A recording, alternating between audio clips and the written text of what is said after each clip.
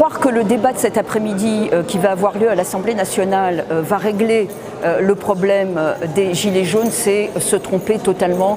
Édouard Philippe, le Premier ministre qui va intervenir au début de ce débat qui sera suivi ensuite par près de 2h30 d'intervention de l'ensemble des groupes de l'Assemblée nationale, puis par un vote avec non-vote de défiance ou de confiance, mais un vote tout de même à la suite du discours d'Édouard Philippe. Bref, le Premier ministre non plus ne parie pas du tout sur une sortie de crise à la suite de ce débat.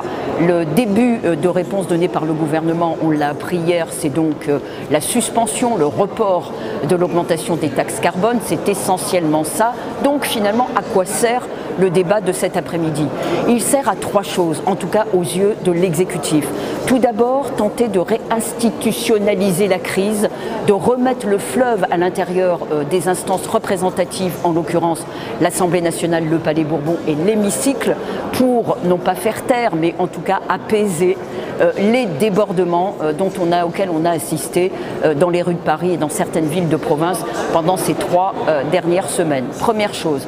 Deuxième but poursuivi par le Premier ministre, c'est aussi ressouder, remobiliser la majorité autour de lui-même et de l'exécutif et d'Emmanuel Macron.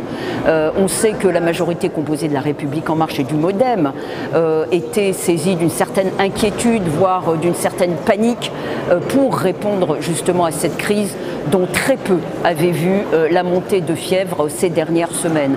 Donc sans parler de fronde bien sûr, mais pour calmer le malaise, Édouard Philippe va parler à ses troupes et va faire en sorte que le vote bien sûr qui va clôturer ce débat soit significatif d'une mobilisation à peu près totale, complète et unanime derrière la politique du gouvernement incarnée par Édouard Philippe. Et puis enfin, in fine, parce qu'à la suite de ce débat aura lieu aujourd'hui ou dans la semaine le dépôt d'une motion de censure par la France Insoumise, les communistes et peut-être les socialistes, et une façon aussi pour Édouard Philippe de peser la véritable importance de l'opposition et montrer en creux que même s'il y avait une motion de censure validée et signée, elle n'aura évidemment aucune chance de passer.